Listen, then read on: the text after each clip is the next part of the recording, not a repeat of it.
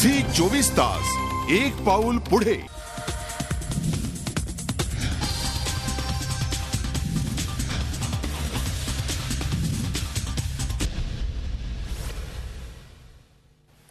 नमस्कार. विचारा रोखोक या खास कार्यक्रमात आपलं स्वागत. आठवड्यातल्या एका खास दिवशी हा खास कार्यक्रम घेऊन आम्ही तुमच्या भेटीला आलोत. आज आहे तो दिवस.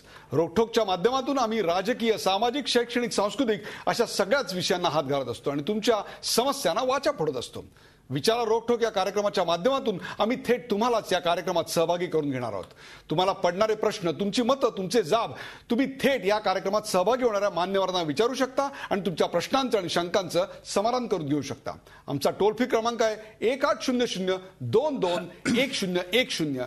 या टोल फ्री क्रमांकावर फोन करून तुम्ही या कार्यक्रमात जरूर सहभागी व्हा आणि माझ्यासोबत तुम्ही विचारा रोखोक.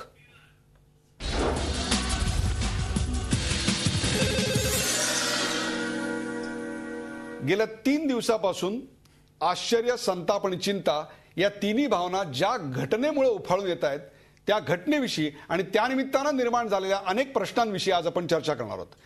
एखादा अधिकारी कुठल्या थराला जाऊन लाचखोरी आणि भ्रष्टाचार करू शकतो आणि त्यातून कोट्यावधीचं घबाड कसं उभं करू शकतो हे सध्या नाशिकमधल्या चिखलीकर प्रकरणातून महाराष्ट्राच्या समोर येत आहे. लाचलुचपत विभागाचे मुख्य अभियंता सतीश चिखलीकर यांच्याकडे आतापर्यंत म्हणजे हा कार्यक्रम तुमच्यापर्यंत पोहोचत असेपर्यंत 14 कोटींची मालमत्ता सापडली आहे. याशिवाय त्यांच्याकडे बिअर बार, पेट्रोल पंपाची लायसन्स सापडलेली आहेत. विविध उद्योगात त्यांची गुंतवणूक आहे. नाशिकमधल्या महत्वाच्या भागात त्यांचा फ्लॅट आहे. तसंच नाशिकमध्ये जमीन जुमले आहेत. त्यांच्या संपत्तीची पूर्ण मोजदाद करायला 7 दिवसांचा कालावधी लागणार आहे. मी पुन्हा एकदा सांगतो, त्यांच्या संपत्तीची मोजदाद करायला 7 दिवसांचा कालावधी लागणार आहे. तर कनिष्ठ अभियंता जगदीश वाघनं आपणही भ्रष्टाचारात वाघ असल्याचं दाखवून दिलंय. त्यांच्या लॉकर्समध्ये फार जास्त नाही, 47 लाख रोकड बरोबर 1 किलो 117 ग्रॅम वजनाचे दागिने सापडलेत सोन्याचे. ही एवढी माया अशा अधिकाऱ्यांकडे येते कुठून? संपत्तीचे एवढे उभे राहीपर्यंत कुणाच्याच कसं लक्षात येत नाही? अशा अधिकाऱ्यांचं पुढे काय होतं? आणि लाच घेणाऱ्या अशा अधिकाऱ्यांकडे इतकी लाच देणारे तेवढे दोषी नाहीत का? यासारख्या प्रश्नांचा वेध घेऊयात भ्रष्टाचाराचा चिखल या खास कार्यक्रमात.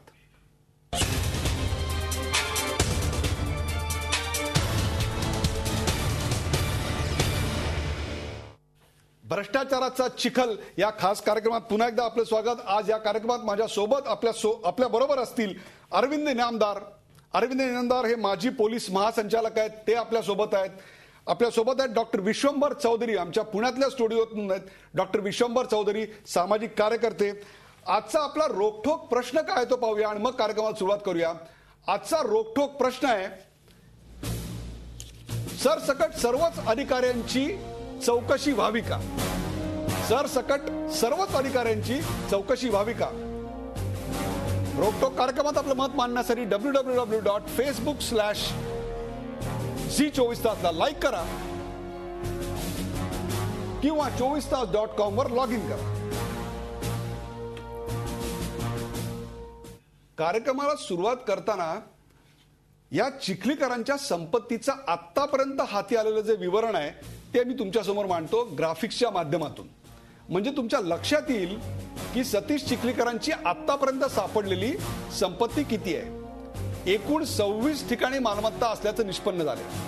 5,16,60,000 घरं, शेतजमिनी, प्लॉट, गाळे, वाहनं, बँकांमध्ये 78,600 रुपयाच्या मुदत ठेवी फक्त, तर जवळपास 4 लाख रुपयाचे शेअर्स, 30,000 रुपयाचं बचत खातं शिल्की, 30 लाख, आतापर्यंत 14,28,51,292 रुपयाची रोख रक्कम, दागिने, स्थावर मालमत्ता.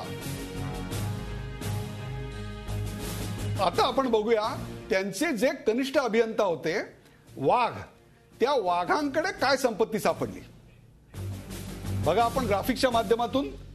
जगदीश वाघ यांची संपत्ती 47,13,000 रुपये रक्कम.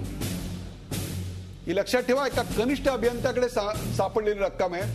1 किलो 117 ग्रॅम वजनाचं सोनं, त्याची किंमत अदमास आहे आजच्या बाजारभावानुसार, म्हणजे सध्या सोन्याचे भाव पडलेले आहेत म्हणून सांगतो, 31 लाखाच्या आसपास आहे. तर 8 लाख रुपये किमतीची मुदत ठेव आणि प्लॉटची कागदपत्र. एकूण 86,71,564 रुपये. विचारा रोकटोक या कार्यक्रमात आपणही आपलं मत नोंदवू शकता. डायल करून तो नंबर आपल्याला सांगण्यात आलेला. या कार्यक्रमाची सुरुवात करताना मी सर्वप्रथम जातोय डॉक्टर अरविंद इनामदार यांच्याकडे. अरविंद इनामदार, या सगळ्या प्लेट्स पाहिल्यात, हे आकडे पाहिलेत, काय वाटतं?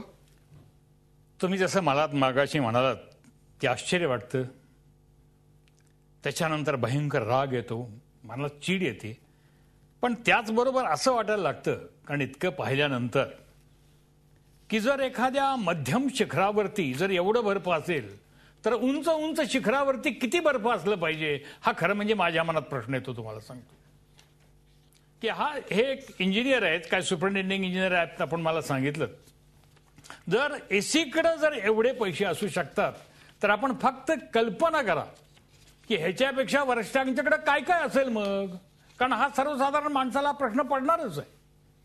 आणि म्हणून मी म्हणतो की हे मध्यम शिखरावरती जर एवढं बर्फ आहे तर मग उंच शिखरावरती किंवा अत्युच्च शिखरावरती किती बर्फ असेल? अत्युच्च शिखरावर किती बर्फ असेल असा प्रश्न अरविंद इनामदारांना पडला आणि तोच प्रश्न पडलाय विलास जळगावहून आपल्या सोबत आहेत. विलास आपल्या या कार्यक्रमात स्वागत. विचारा आपला प्रश्न. सर, मी नेरून जळगाववरनं बोलतोय. बोला. मला प्रश्न विचारायचा इनामदार. बोला. पण यांच्यावरती न्यायव्यवस्थेकडनं जर विलंब केला जातो आणि त्यामुळे इतर जे भ्रष्टाचार करणारे आहेत यांच्यावरचं तो वचक नाहीसा होत आहे, तर यामध्ये न्यायव्यवस्थेची कुठेतरी कमतरता भासते, मला असं वाटतं. न्याय व्यवस्थेची कमतरता भासते असं विलास सोनाणे यांना जळगावून वाटतंय, काय सांगाल सर? माझं पहिलं मत असं आहे, कारण मी ह्या बिल्डिंगमध्ये आज इथं आलो तिथे मी अँटी करप्शनचा डीजी म्हणून एक ज्या ठिकाणी जी 24 तासचं ऑफिस आहे त्याच्या खालच्या मजल्यावर पूर्वी अँटी करप्शनचं ऑफिस होतं आणि मी तिथं काम करत होतो डीजी म्हणून. आता कल्पना करा की कसं सरकार आपलं चालतं एकंदर, की एखादा छोटा गुन्हा जर रजिस्टर करायचा असेल तर कुणाकडे जायची जरूर लागत नाही, किंवा अगदी मोठा गुन्हा असेल IPC प्रमाणे, इंडियन पिनल कोड प्रमाणे, तरीही आपल्याला जायची जरूर लागत नाही. परंतु अँटी करप्शनची केस झाल्यानंतर ती केस रजिस्टर केल्यानंतर कोर्टामध्ये जाण्यासाठी मात्र सरकारची परवानगी लागते. हा मात्र भयंकर विलक्षण न्याय आहे.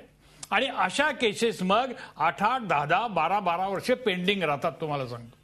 त्यामुळे कोर्टामध्ये फक्त उशीर होतो एवढंच नाहीये, कोर्टात तो उशीर होतोच, मी आपल्याला तुम्हाला सांगतो. परंतु त्याच्याबरोबर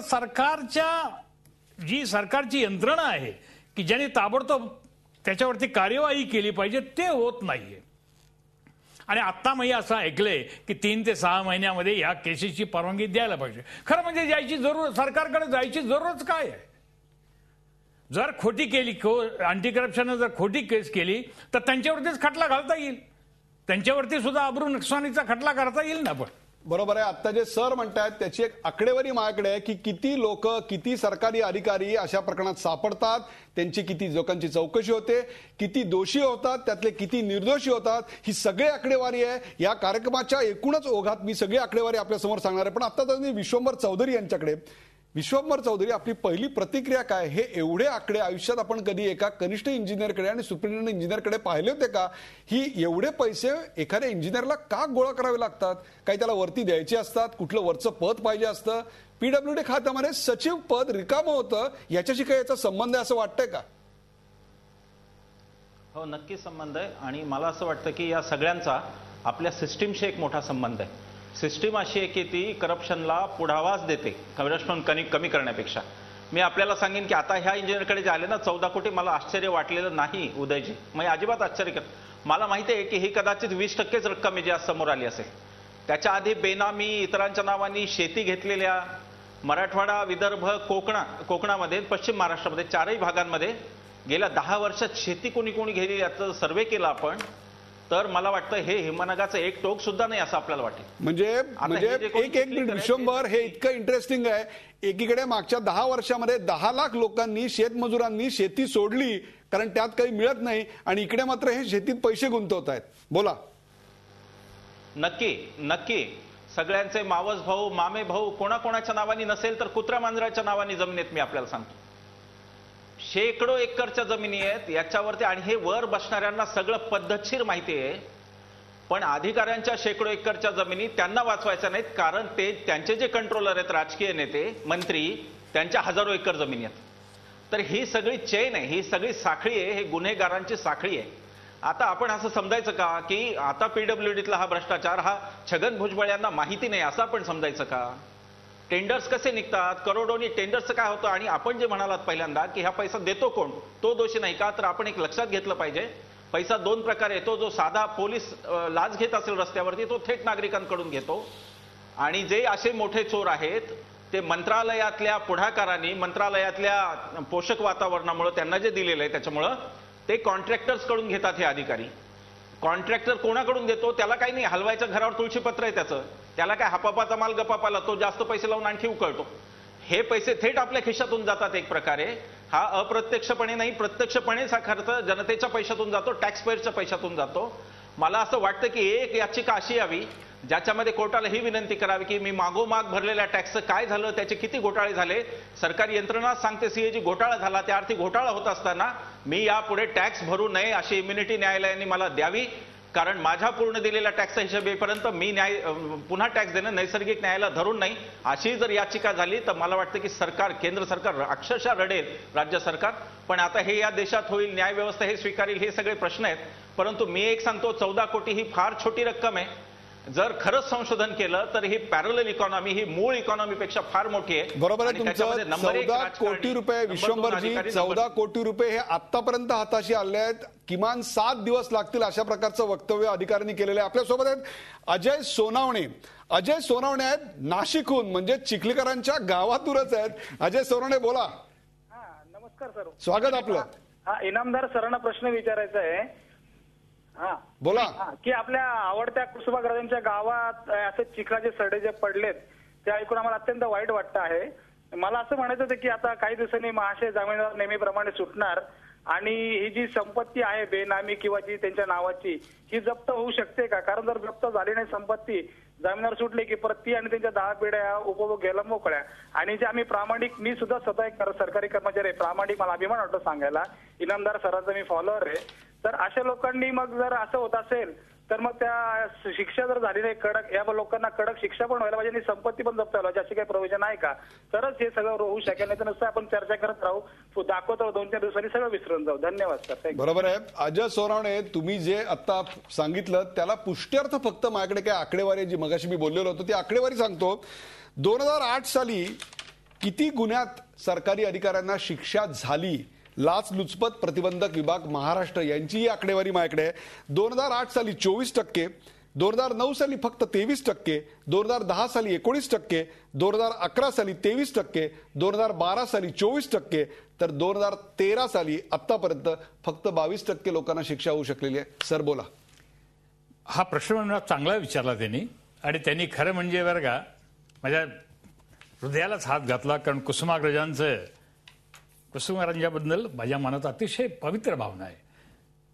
मुख्य गोष्ट अशी आहे की आत्ताच एक बिहारमध्ये लॉ करण्यात आला आपल्याला सांगतो, आणि बिहारमधला तो लॉ असा करण्यात आलेला आहे की ज्या अधिकाऱ्याकडं ज्ञात उत्पन्नापेक्षा जास्ती पैसे सापडतील ते सगळे पैसे जप्त करून टाकायचे. आणि आता हा नितीश कुमारांनी केलेला आहे कायदा, हा अतिशय महत्वाची गोष्ट आहे याच्यातली सगळ्यातली. आणि खरं सांगायचं म्हणजे एकदा असे बेहिशेबी पैसा असल्यानंतर हे जप्त ताबडतोब केले पाहिजेत. आणि केंद्र सरकार किंवा आपल्या सरकारनं सुद्धा हा कायदा करायला काहीच हरकत नाही. जर बिहारने केलाय तर आपण करायला काय हरकत आहे? म्हणजे हे पैसे ताबडतोब बरं का, आपण आत्ता कल्पना करा की हे सगळे पैसे जप्त केल्यानंतर हे मग आपल्याला दुसऱ्या कामाला वापरता येतील सरळ, आणि चांगली एक मदत होईल खरं सांगायचं म्हणजे. पण त्याच्यापेक्षाही मला जे काय खास असं सांगायचं आहे की ह्याच्यासाठी फास्ट ट्रॅक कोर्ट का करत नाही? आपण आता रेपसाठी करतोय, आपण जर पाहिलं असेल महिलांच्यावरती जेवढे अत्याचार आहेत त्यांच्यासाठी आपण करतोय, अतिशय चांगली गोष्ट आहे. जर भ्रष्टाचार हा एवढा मोठा देशाला लागलेला रोग आहे, हा कॅन्सर आहे, मग कॅन्सरला बरं का मग ही ट्रीटमेंट जी आहे आपण पाहिलं असेल की ती ट्रीटमेंट सुद्धा कॅन्सर सारखीच पाहिजे ना मग. आणि जसा रेपच्या कायद्यामध्ये आपण पाहाल तर ओनस ऑफ प्रूफ जो आहे तो अॅक्युज वरती आहे, तसं ह्याचं याला प्रूव्ह करू देत नाही की तो निर्दोष आहे, हे ह्याचं याला प्रूव्ह करू द्या. हा जर आपण दोन वेगळे भाषा बदल करून आणले तर this will be very very important. आणि मला ह्याच्यामध्ये असं म्हणायचंय परत की ह्याच्यासाठी फास्ट ट्रॅक कोर्ट ठेवा. आता जर चिखलीकरांचं हे जर सगळं सापडलं, अँटी करप्शननं केस पाठवली, हे झाली, तर 6 महिन्यात इकडे तिकडे व्हायला पाहिजे. बस खलास. There should be. नुसतं साधर स्पेशल कोर्ट असून चालणार नाही. कारण स्पेशल कोर्ट म्हणजे काय करतात, ऍडिशनल काम दिलं जातं, लक्षात ठेवा. There should be exclusive in fact courts for this work. फक्त भ्रष्टाचारासाठी म्हणून फास्ट ट्रॅक कोर्ट असलं पाहिजे अशी सूचना आता अरविंदांनी केली आहे. आता मला घ्यायचा एक ब्रेक आणि ब्रेक नंतर मी दोन्ही मान्यवर पाहुण्यांना प्रश्न विचारणार आहे की बंद लिफाफ्यामध्ये आपल्या संपत्तीचं विवरण महाराष्ट्रात सादर केलं जातं, त्या बंद लिफाफ्यांचा पुढे काय होतं याचा पर्दाफाश या ब्रेक नंतर करणार आहे. कुठे जाऊ नका, पाहत राहा भ्रष्टाचाराचा चिखल.